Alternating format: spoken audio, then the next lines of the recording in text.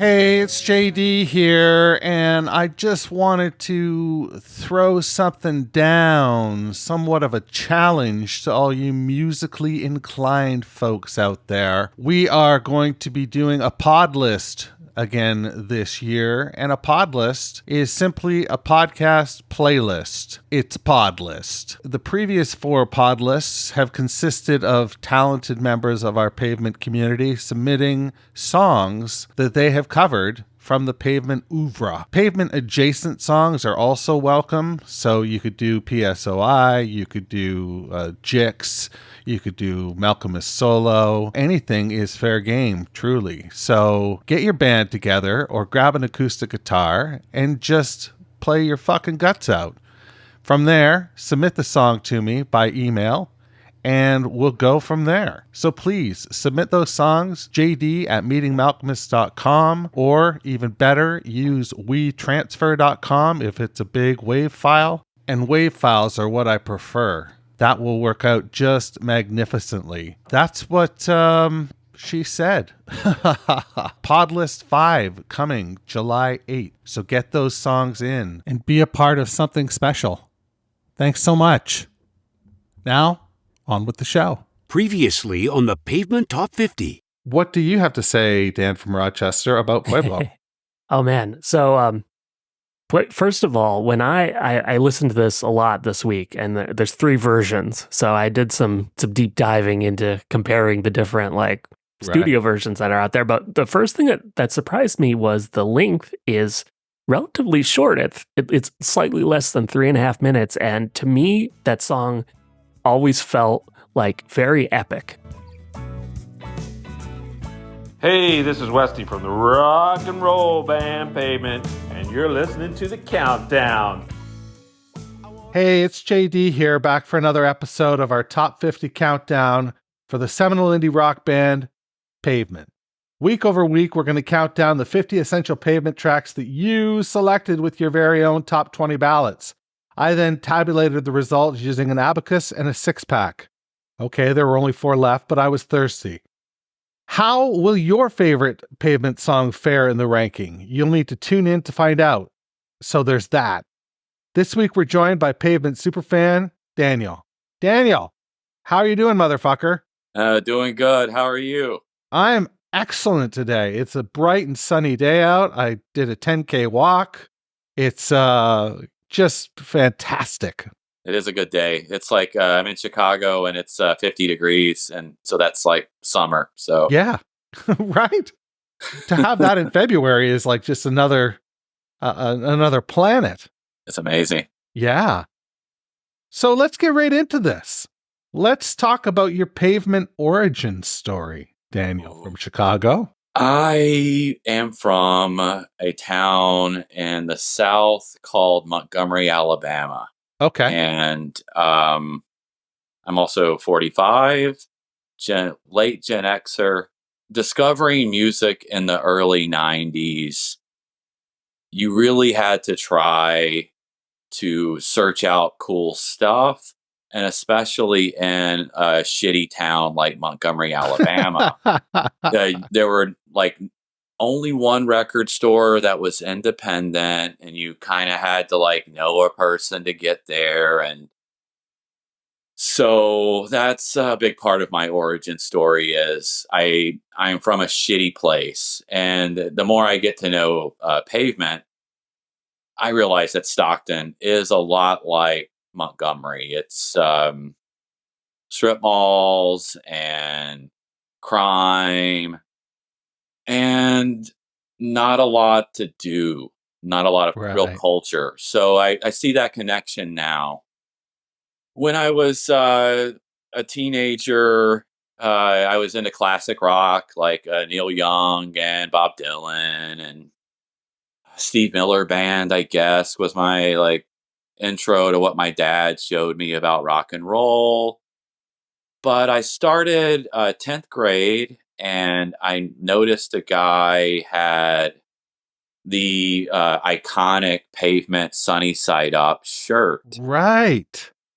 And I said, this guy knows something. He kind of shined with this aura And at the time, I didn't know much about indie rock or alternative rock, but I knew a lot about film.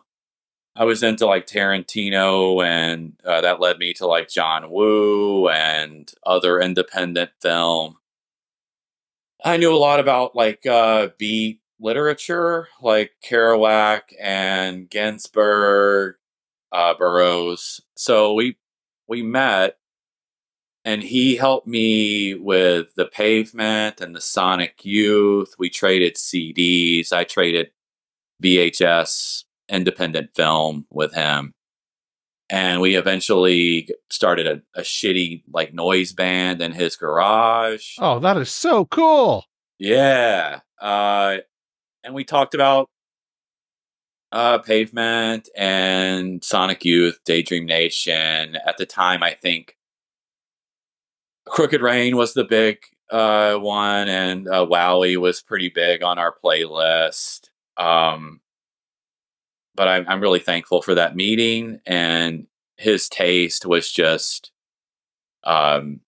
beyond anything of people from Montgomery. So that's my story, and I continue to love Pavement my entire life. It's been my favorite band, and I felt very special having them as a part of my life. And I'm not sure who it was that said, I think it might be Mark Arm from Mudhunt Honey said, when you listen to Pavement, you feel smarter.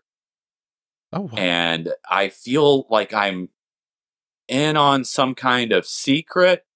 Yeah. And I feel like enlightened when I listen to Stephen Malkmus and his poetry and his lyrics.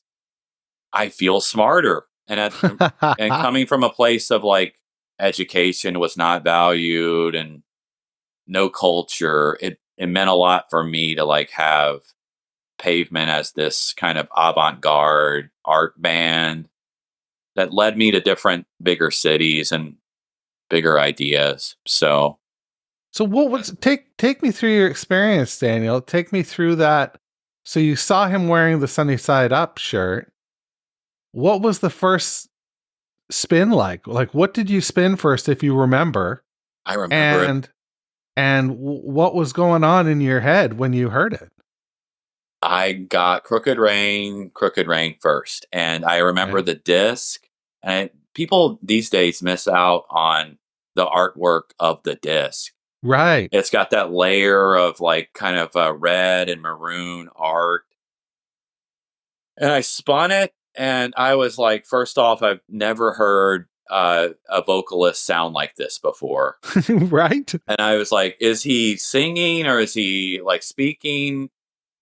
And there in the liner notes, there's a picture of like a singer, but I always thought it was that was Malkmus or that was Spiral Stairs. I wasn't sure, but it turns out it's like just a random collage. I wasn't sure if the singer was playing guitar or was just like singing. Wow. It felt like something from a different world completely, and unlike any music that I've ever encountered even since. It's now I can kind of associate what Malkmus was doing with like Lou Reed. Yes, big time. But at the time it was just like, what is this vocalist doing? And then there were parts of the guitar playing. It was like kind of dissonant guitar. And I was like, are these guitars even in tune? Like it sounds like noise in some parts, but so melodic in others. And so melodic in others. And that's their secret. Yeah. And then I started listening to the lyrics. The first song that comes to mind, I wrote on my, we used to have book covers, a paper to cover the book. I wrote the entire lyrics for Stop Breathing. And this is like the most poetic. I don't know what he's talking about, but I went to an art high school, and I was in creative writing.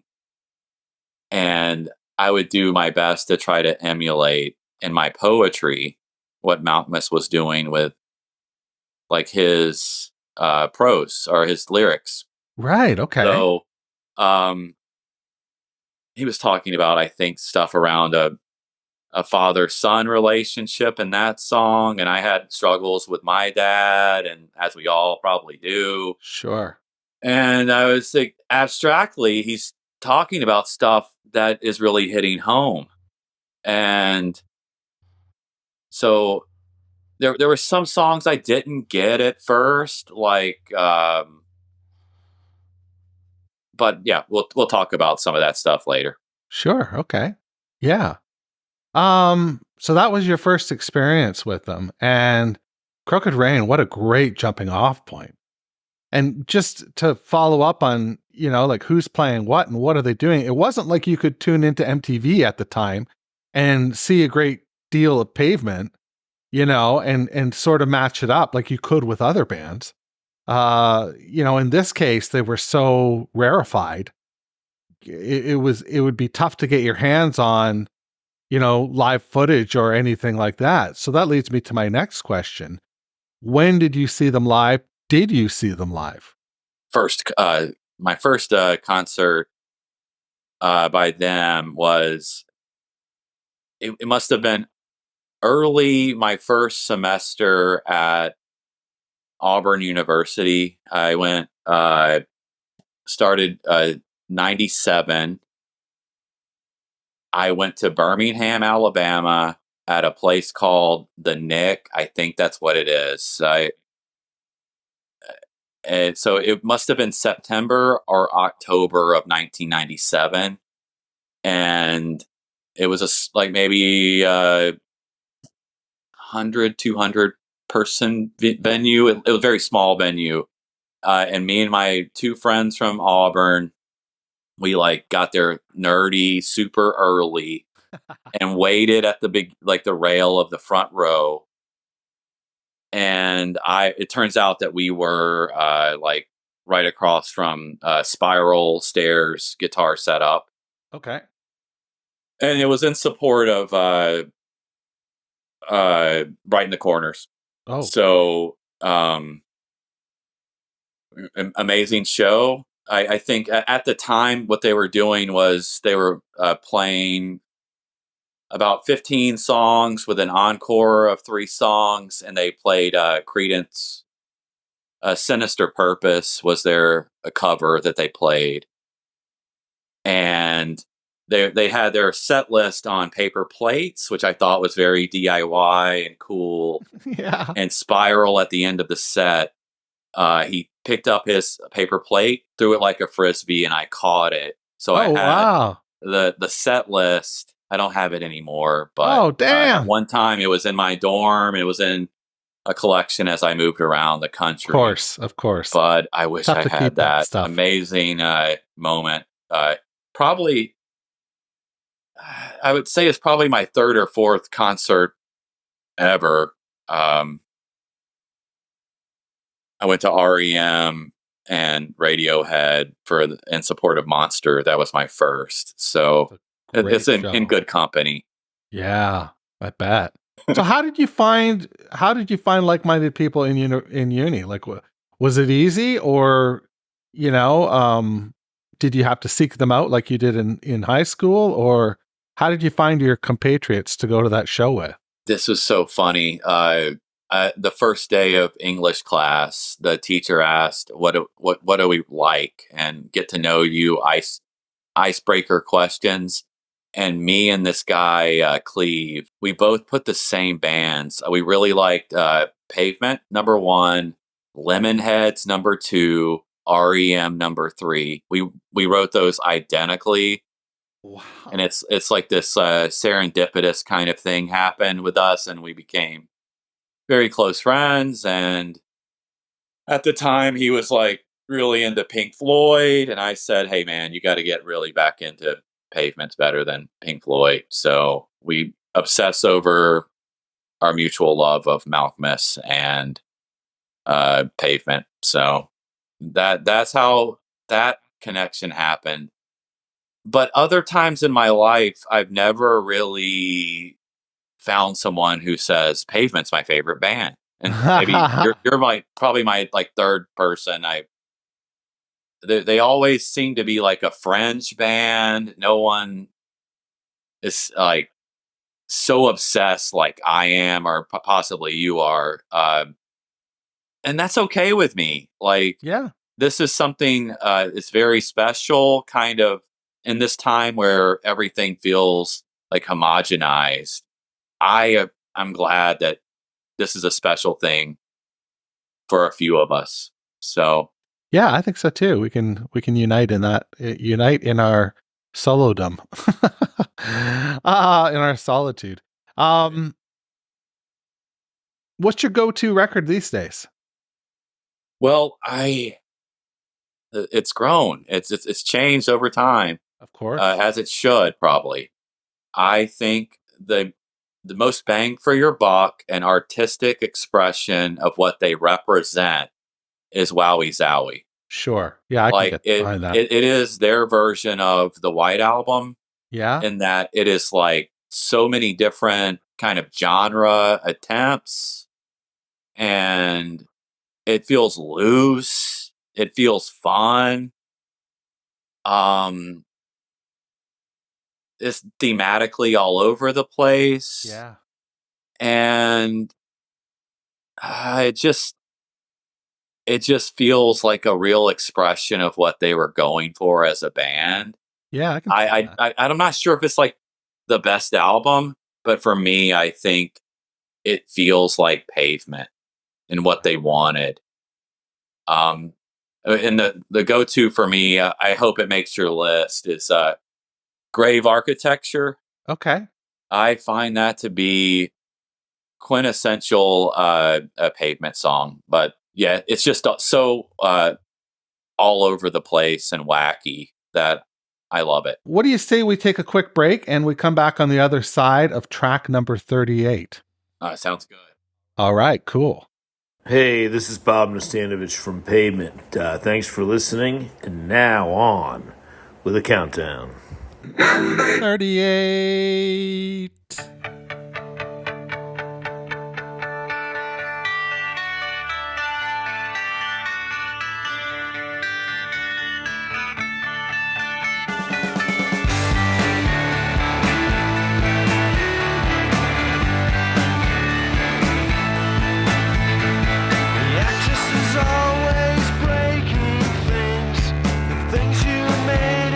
Took you for, and I'm so tired.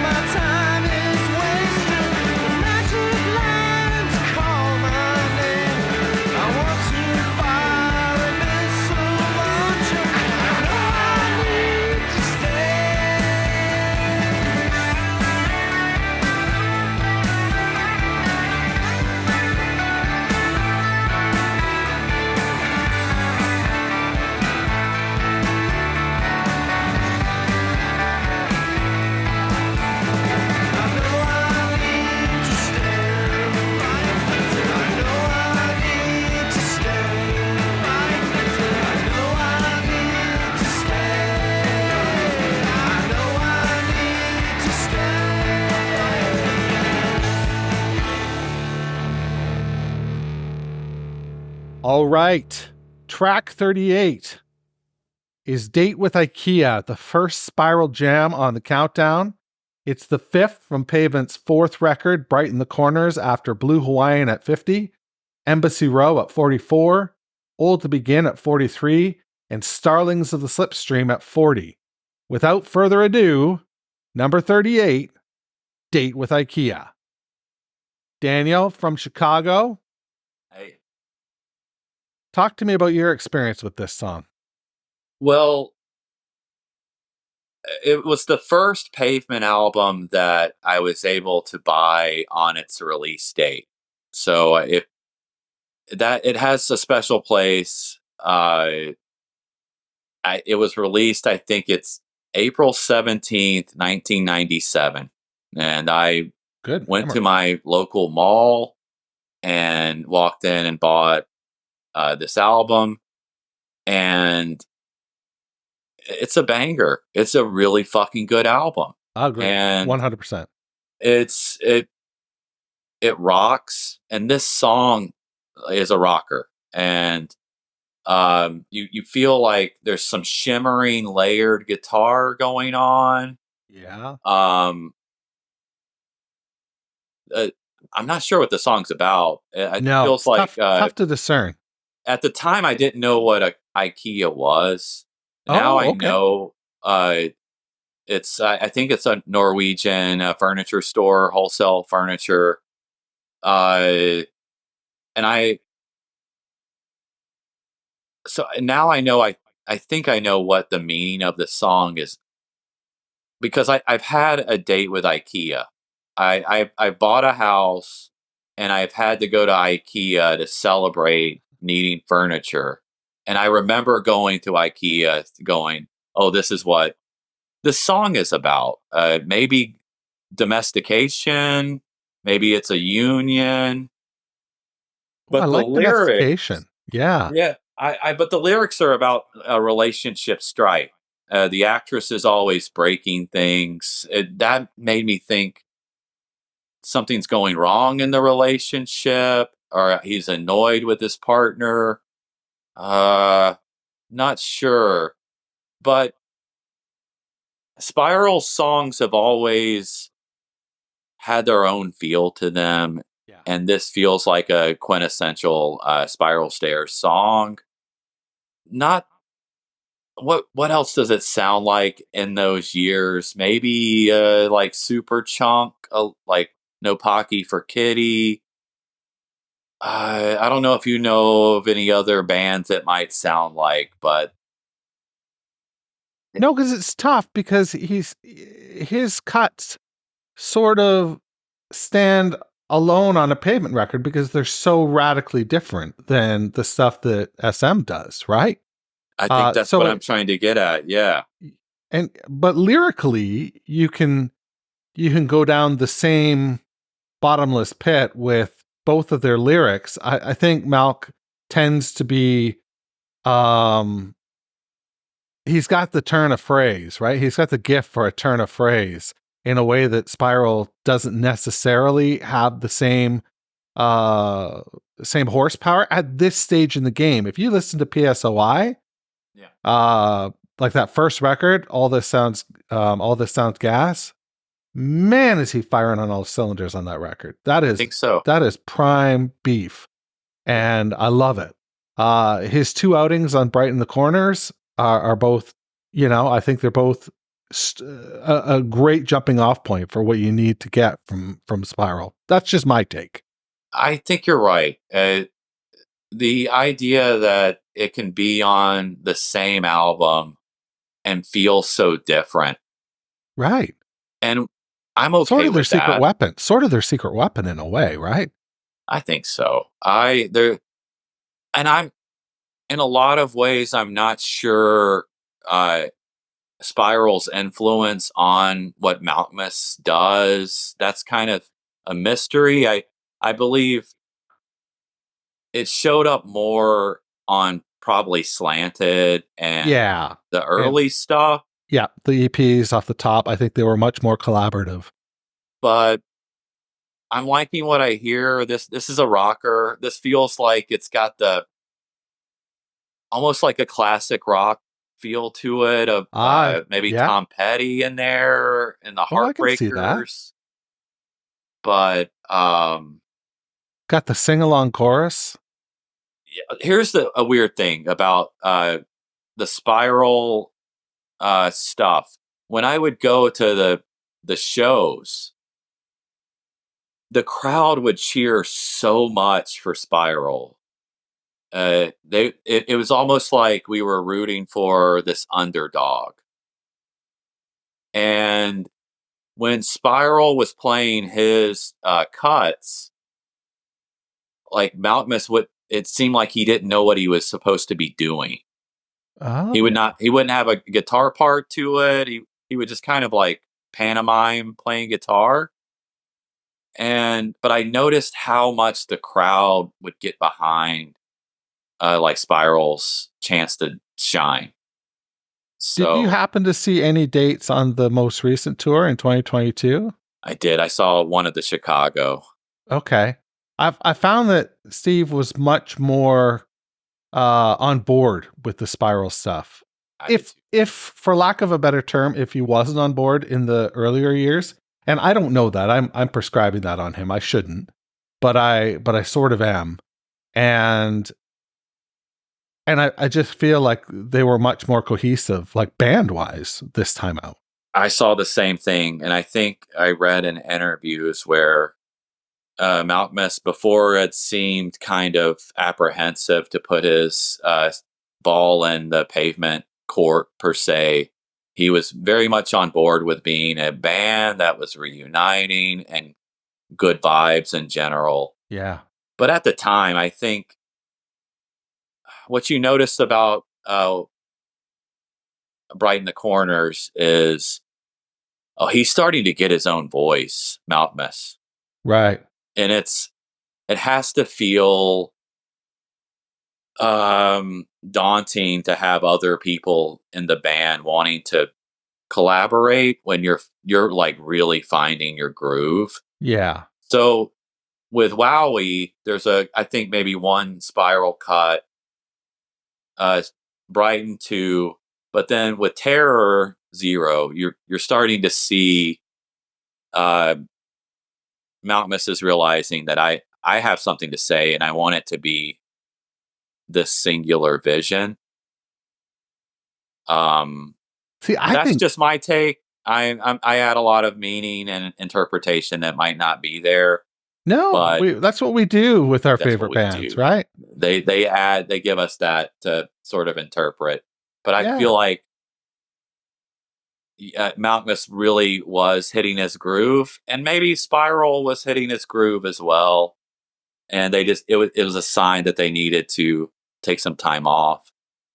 Hey, listen, I don't want to make this comparison too apt, but it's interesting to me that having watched the Beatles documentary, George is shut out of that song, and then he immediately rips off All Things Must Pass, which is a double record, which just shows like how he had all these songs in the bag. And it's like, how did John and Paul not include any of his stuff on Let It Be? And then, 40 years later or 30 years later, you have Terror Twilight, which I think is sorely lacking a Spiral song. Like, I think that there's part of that record that, because a lot of people, it's their number 5. And I think it's their number 5 because it doesn't sound like a Pavement record necessarily. It sounds lush and like rich production wise. It's a beta. I continue to call it a beta test for Steve's first solo record. It's just interesting to me that it's lacking this something, and I think that something is a Spiral gem. You might be onto something with that. Yeah. And while I'm glad they both had great solo careers, it's sort of missing something.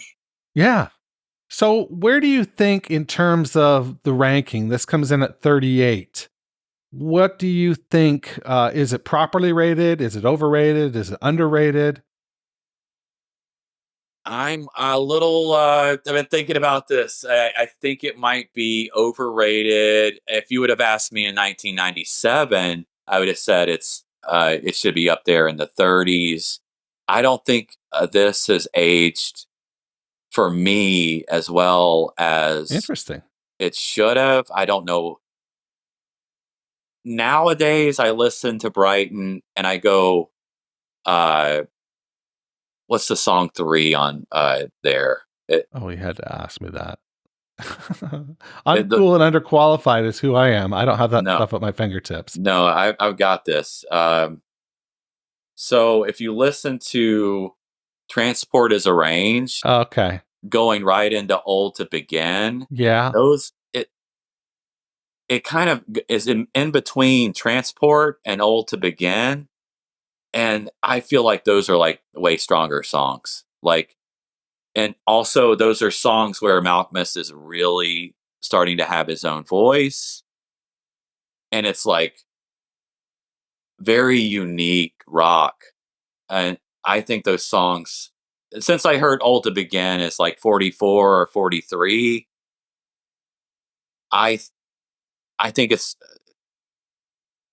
those two songs, Transport and Old to Begin, are better than Date with IKEA. So wow, I heard it for here some first, reason, folks. I'm feeling like the lack of cohesion of this album. Give it a shot. Listen to it without Date with IKEA. It's a different album, and it's an interesting choice by the engineers and the producers to put Date in between those two.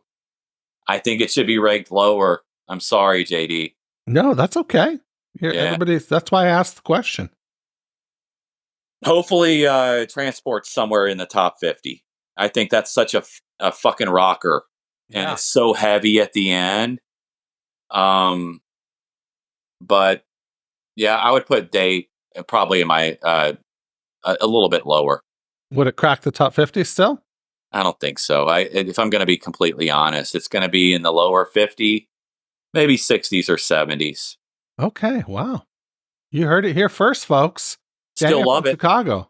Still love it, though. It's one of his children, but he just disparaged it. Daniel, do you have anything that you would like to plug at all? Is there anything that you're known for on the internet, or? Oh, let me tell you, I am a therapist here in Chicago, and I, as you can see by my many plaques on the wall, I'm trained to do psychotherapy in the western suburbs of Chicago. If you know anyone that wants therapy or wants to try it out for the first time, I specialize in anxiety, depression, addiction, and men's issues. So, boy, I tick a few of those boxes. My greatest hits right there. Yeah.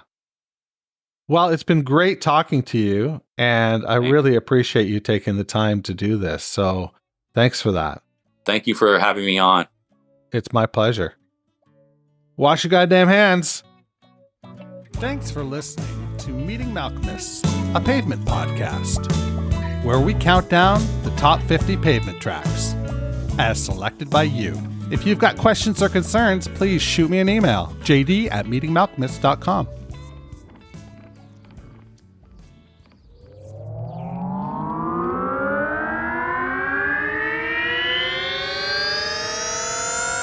To